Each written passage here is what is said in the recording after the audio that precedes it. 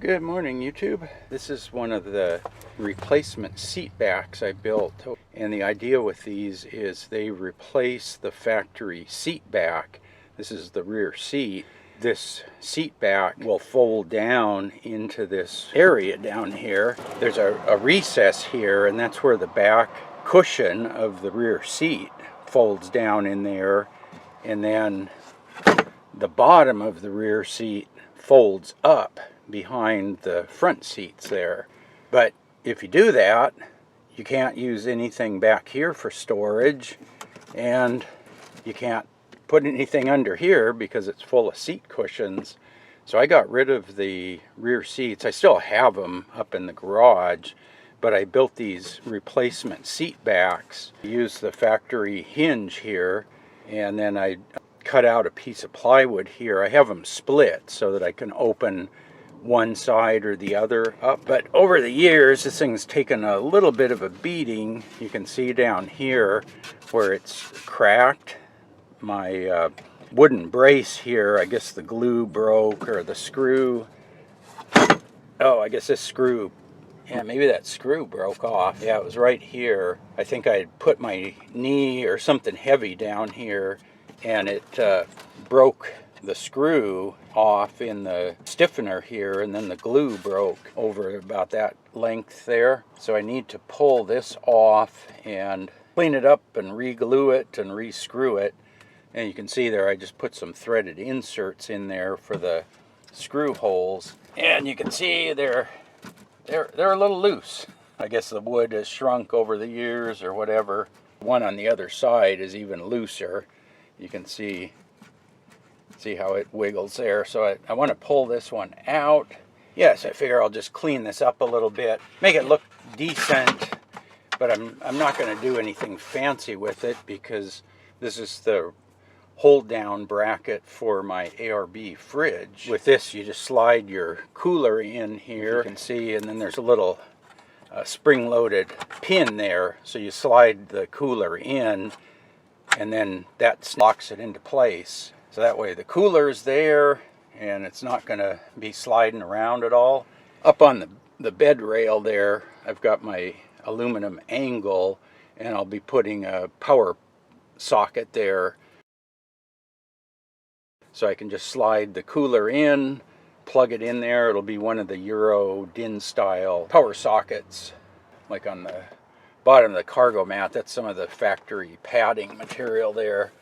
I don't think I got it all completely scraped off, but that was all pretty nasty looking. Yeah, so this side I won't put any foam on. The passenger side here, I'll get this one out of here too, and then I'll clean them both up and make sure all the screws are tight and re-glue any loose things, and then put them back down. This side will be getting foam on it. That way if I climb in and out through the passenger door, I have something soft here to put my knee on. So these are the two plywood seat backs that I had in the back of the 4Runner, and I took them out to repair some of the wear and tear that they have gone through in the last 20 plus years. So both of these had a break. Yeah, this one was broken right down here. The plywood and the stiffener had separated here.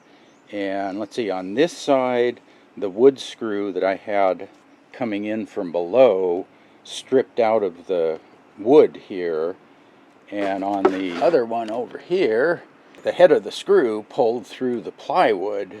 And then on both sides, the plywood broke underneath. So the plywood's delaminated a bit down here. So I re-glued that with some good wood glue, clamped it down overnight. You know, looking back at this, I probably could have done a little better job here on the design. If I would have done like a half lap joint here, then these two threaded inserts would have held this whole thing together.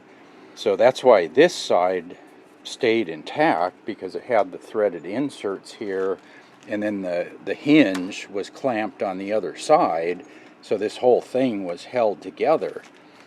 The problem is this stiffener was just held by the glue and a couple of wood screws along there. So instead of tearing it apart and rebuilding it, I'm just going to drill through here, the original screw hole. So I'll drill through there just so I'm not making a new hole in here. And then I'll put a number 10 machine screw through here with a nut and a washer on the bottom. That way I can lock this together. I'll also do the screw on the other side. This side broke on this one, and the middle broke on the other side. So yeah, just beef up the design, correct a little weakness in there. Okay, I think I've got these guys all finished up. I put another coat of varnish on them just to get the wood sealed. It wasn't too bad on the back side, but on the front side, you can see there where the slightly weathered wood, where it was exposed, soaked up the first coat of varnish, so I put a second coat on there, and I think that's gonna do the trick. So yeah, scuff them up with a coarse Scotch-Brite pad, take the gloss off the varnish so I can put some paint on here. So there's the screws I added here on the rear stiffener piece. But yeah, I got them all ready to go, so I'm going to give these guys a couple coats of the exterior latex paint that I have.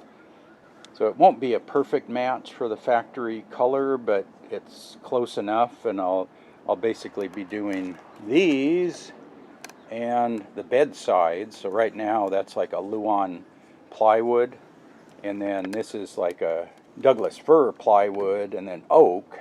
So I've got, you know, 3 different kinds of wood, and I want to make them all look the same. So I figure some paint will do the trick, and especially for this weathered part here, you know, it got a little bit of weather exposure, and this is where I also put a lot of my steel. So this was the driver's side, and when I load long pieces of steel in, they come up here, and so that's probably a lot of it is the oil off the hot rolled steel from the steel yard. So I figure paint will make it all look the same. So yeah, I'll show you when I get a couple of coats of paint on here, and we'll take a look at them.